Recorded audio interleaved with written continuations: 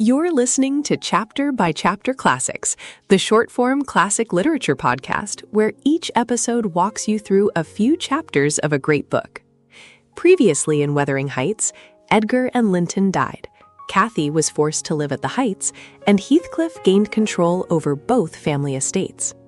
In this episode, we're finishing the novel with chapters 32 through 34, where Cathy and Hareton begin to change the story's direction. Heathcliff's revenge starts to lose its power, and Emily Bronte leaves us with one of the most haunting endings in classic fiction. Welcome to the deep dive. So imagine you break a window in a stranger's house and you accidentally cut your arm. But instead of your host, kicking you out or helping you, he throws open the glass, leans out into a freezing snowstorm, and just starts sobbing. Right. Begging a 20-year-old ghost to come inside. It's just wild. I mean, that is the exact moment Emily Bronte basically destroys the illusion that Wuthering Heights is some standard romance. Totally. It shatters it completely. You know the reputation of this book, right? The moody moors, the intense passion. The sweeping romance. Yeah. But today, we're tearing into the actual source text. We are going to look at the machinery of how a nascent act of taking in an orphan spirals into decades of just absolute psychological warfare. It really is a hostile takeover of a family. It really is. And since you've reached the end of the book, we can dive into full spoilers. We're going to drive toward those pivotal final chapters. Right, chapters 32 through 34. Exactly. To understand how an architecture of revenge is built, why a love based on, total identification is basically a psychological death sentence, and how this cycle of abuse finally, astonishingly, exhausts itself. Yeah, and to understand that exhaustion, you really have to look at the initial contagion. The setup of this text, it destabilizes you on purpose.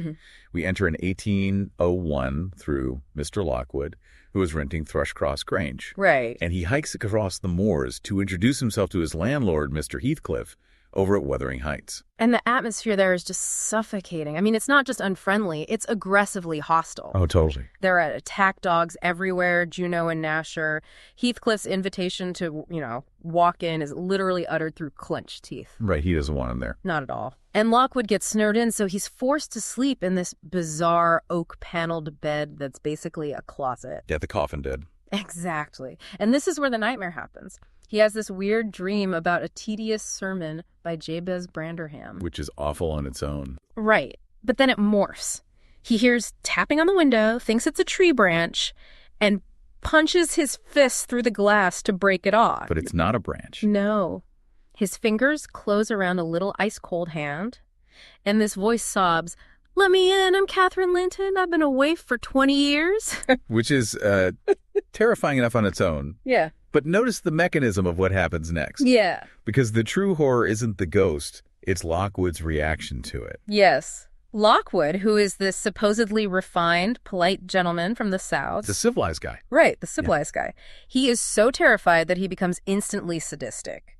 He takes this ghost's wrist and rubs it back and forth on the broken pane of glass. Oh, yeah. Until the blood runs down and soaks the bedclothes. When I read that, my jaw physically dropped. It's such a crucial detail, though. Bronte is demonstrating the psychological contagion of Wuthering Heights. Wow, yeah. The violence embedded in the foundation of this house instantly infects an otherwise, mundane outsider. Right. But the subversion continues when Heathcliff bursts into the room. Because if you're the landlord and your tenant is bleeding everywhere screaming about a ghost, you call a doctor or you kick them out. Exactly. But Heathcliff doesn't even care about Lockwood. He throws him out of the room, climbs on the bed, wrenches open the window, and just bursts into tears. Just completely loses it. Yeah. He is screaming into the moors, "Come in, Cathy, do come. Oh, my heart's darling." Which is so unhinged. It is. If I'm Lockwood, I'm packing my bags that second.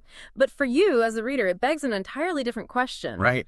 What kind of trauma leaves a grown man desperately begging a ghost to haunt him? Well, to answer that, we have to look at the origins of this resentment. Yeah. And it doesn't start with romance. It starts with displacement. Okay. Think back to Nellie Dean's narrative. Old Mr. Earnshaw walks 60 miles to Liverpool and brings back this dirty, dark-haired child, Heathcliff. Right. But in doing so, he crushes the gifts he promised his own children. Oh, the fiddle and the whip. Exactly. A fiddle for Hindley and a whip for Catherine. Oh. They're ruined or lost. So Heathcliff's very arrival is mechanically tied to the deprivation of the rightful heirs. Precisely. He is the literal embodiment of their disappointment. Yeah. And Hindley, the oldest son, responds by systematically degrading Heathcliff. Once old Earnshaw dies, Hindley just treats Heathcliff like a feral animal. Driving him out of the family circle, forcing him into hard labor. Right, but look at Heathcliff's trauma response here. He doesn't seek healing. He doesn't even seek escape. He internalizes the exact feral identity forced upon him. Right. Nellie notes that as a child, Heathcliff would take Hindley's physical blows without winking or shedding a tear. Which is terrifying for a kid. It really is. There's a line from the text that perfectly captures this dark internal alchemy. Heathcliff is just a kid sitting dumbly by the fire after being beaten, and he says... I know the quote. Yeah, he says, "I'm trying to settle how I shall pay Hindley back. I don't care how long I wait. While I'm thinking of that, I don't feel pain." That is the blueprint for everything that follows. Yeah. The pain is only manageable when he is constructing the architecture of his retribution. Wow. His coping mechanism is meticulous, patient revenge. Which brings us to the turning point, right? The fatal split. The bifurcation, yeah. Because the one thing anchoring him to humanity is his bond with Catherine. They are wild together. But then Catherine spends 5 weeks recovering from a dog bite at Thrushcross Grange. The Linton family home? Right, the wealthy Lintons. She leaves Wuthering Heights as a wild savage, and she returns in a feathered hat and a long cloth habit. She has been socially polished. Exactly. And that polish introduces the concept of class-based bifurcation. She looks at Heathcliff, who is still, a dirty, uneducated farmhand, and she literally laughs at him. Ouch. Yeah, the social wedge has been driven right between them. And this leads to her iconic confession in the kitchen to Nellie. Right. She accepts a marriage proposal from the wealthy Edgar Linton, and she tells Nellie that it would degrade her to marry Heathcliff now. And Heathcliff overhears it. Yes. He hears that single word degrade and vanishes into a thunderstorm. It's awful. And he completely misses the second half of her speech, which you see printed on tote bags and wedding invitations everywhere. Totally. Even though it's actually incredibly dark. You're talking about the soulmate analogy. Yes. Whatever our souls are made of, his and mine are the same. Right. She says Edgar's soul is as different from hers as a moonbeam from lightning or frost from fire. But Heathcliff is more myself than I am. She says, "I am Heathcliff." Which sounds so romantic out of context. Right. You read that in high school and think it's the height of romance. But looking closely at the text, I really have to push back on Catherine here. Oh, for sure. This isn't romantic. It's terrifying. She's describing ego death. Yeah. She is saying, I don't end where he begins. She wants the social status and the money of Edgar Linton, but she intends to keep Heathcliff as her spiritual self. I mean, it's totally delusional. It's a profound miscalculation. You hit the nail on the head. It's an erasure of boundaries. Yeah. This is a love based on total identification, not partnership. Right. When Catherine decides to marry Edgar, she thinks she is just putting on a new social coat. She doesn't realize she is amputating her own soul. Wow. Bronte is explicitly showing us that you cannot violently split your physical, societal self from your spiritual self without destroying both. And destroy them. She absolutely does. Because when Heathcliff returns 3 years later, mysteriously wealthy, by the way, he weaponizes that destruction. He really does. We often talk about Heathcliff's revenge in terms of physical brutality, but when you really examine his methods, he is operating like a ruthless corporate raider. That is the most chilling aspect of the narrative. The violence isn't just chaotic, it's bureaucratic. Yes. He uses the very systems that marginalized him to exact his revenge. Right. He was rejected for being a penniless, uneducated orphan, so how does he destroy the ruling class? He beats the gentry at their own game. Exactly. He uses mortgages and gambling debts to seize Wuthering Heights from Hindley. Then, to secure Thrushcross Grange, he literally locks Catherine's daughter, young Cathy, in a room until she is forced to marry his own sickly, dying son, Linton. It is a structural dismantling of his abuser's bloodlines. He consolidates all the wealth and property of both families right into his own hands. It's insane. And look at what he does to Hareton, who is Hindley's son and the rightful heir to Wuthering Heights. Oh, this breaks my heart. Yeah. Heathcliff deliberately reduces Hareton to an illiterate farmhand. He subjects him to the exact same emotional deprivation he suffered as a child. Right. He knows Hareton has good qualities, but as Heathcliff says, he takes the gold and puts it to the use of paving stones. So he essentially builds a generational Ponzi scheme of trauma. That's a great way to put it. Which brings us back to where we started, right? With Lockwood in 1801. The present stalemate. Yeah. Catherine has been dead for 18 years. Heathcliff has won the monopoly board. He owns both estates. He has ruined his enemies and disenfranchised their children. But to what end? Right. He makes this incredibly macabre confession to Nellie. He says he bribed the sexton to uncover Catherine's coffin so he could look at her face. Oh, so gruesome. It is. And he has the sexton knock one side of our coffin loose. He arranges for his own coffin to eventually be placed right next to hers with the side knocked out so their dust will physically mingle. It is the ultimate realization of that total identification Catherine spoke of. Yeah. In life, they were separated by class and marriage. In death, Heathcliff insists on the literal physical merging of their remains. But notice the immense cost this obsession exacts on the living world. The atmosphere in the house at this point is a suffocating purgatory. Oh, completely bleak. Young Cathy is stripped of her books, and she's mocking Hareton because he can't read. Right. And Hareton is throwing her books into the fire in defensive rage. It's just miserable. But here is where the text executes one of the most brilliant thematic pivots in literature. Yes. If you're reading those final chapters 32 through 34, the entire frequency of the novel changes. It really does. Lockwood leaves for London, and when he returns to Wuthering Heights several months later, everything is different. Everything. The hostile architecture is literally being dismantled. The physical environment mirrors the psychological shift perfectly. When Lockwood arrives, the gates are unlocked. No locked doors anymore. Right. The aggressive dogs aren't attacking him. And what he sees through the window completely recontextualizes the legacy of the house. He looks through the glass, and he sees young Cathy and Hareton sitting together. But they aren't fighting anymore. No. She is teaching him how to read. It's such a beautiful scene. It really is. She's putting a book in front of him, and when he gets a word right, she rewards him with a kiss. It is such a stark contrast to the first generation. It is the exact inverse of Catherine and Heathcliff's dynamic. Right. Think about it. Catherine laughed at Heathcliff's ignorance and used it as a justification to abandon him for high society. Mm-hmm.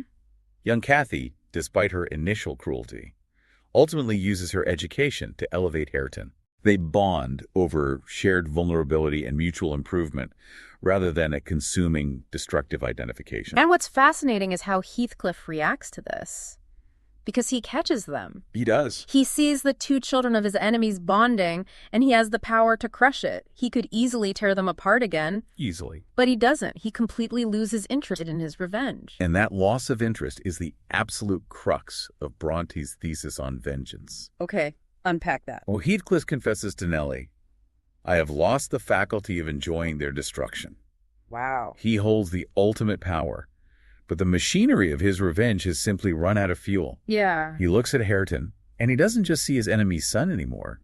He sees a reflection of his own degraded youth. Right. And more terrifyingly, he sees Catherine's eyes staring back at him.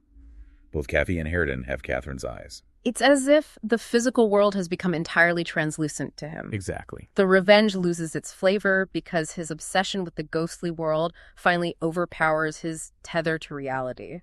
You read those last few chapters, and Heathcliff's demise is incredibly unsettling. He isn't dying of a disease. No. He's dying of an all-consuming hyperfixation. He essentially starves himself to death, but not out of intentional suicide.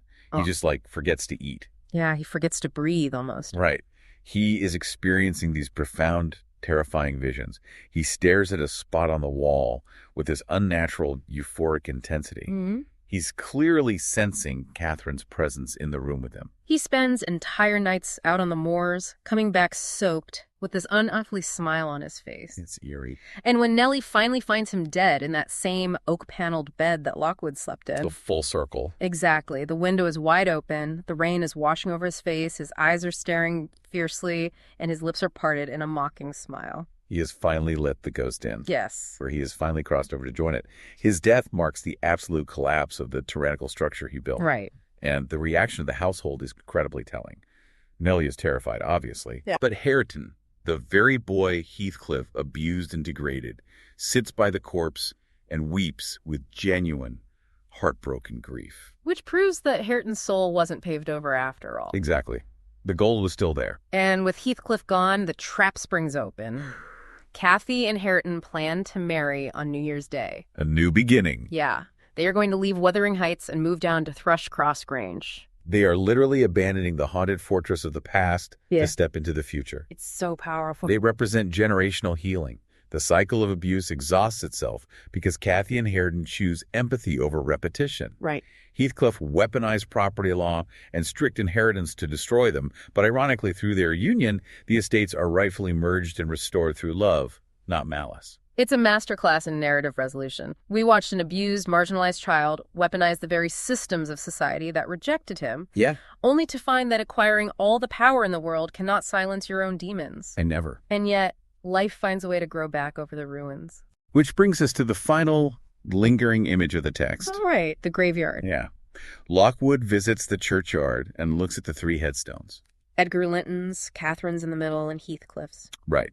The turf is already growing over them, the moths are fluttering in the soft wind, and Lockwood remarks how anyone could ever imagine unquiet slumbers for the sleepers in that quiet earth. But do they sleep quietly?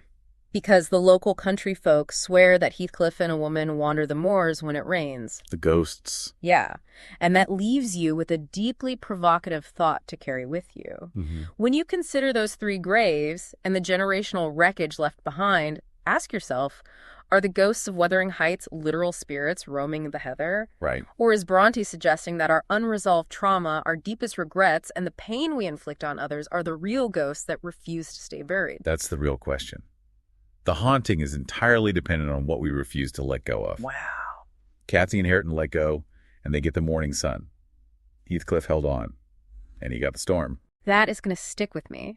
It turns out you don't need an isolated manor in Yorkshire to be haunted. You just need to carry your own ghosts with you. Very true. Thank you for joining us on this deep dive. Keep questioning the literature, look for the mechanics beneath the plot, and remember that sometimes the most profound act of rebellion is simply choosing to heal. We'll catch you next time. That's the end of Wuthering Heights. Cathy and Hareton moving toward a healthier future, Heathcliff consumed by Catherine's memory, and the final graves leaving us between peace and haunting. In our bonus episode, we'll step back for a full exam-style review of the novel. Plot, characters, themes, symbols, and essay questions you can use for class or independent study. Thanks for listening to Chapter by Chapter Classics. If this episode helped you follow the story, follow the show in your podcast app so you don't miss the bonus review. And if you're enjoying this series, please take a moment to rate the podcast or leave a short review. It really helps other readers and students find the show.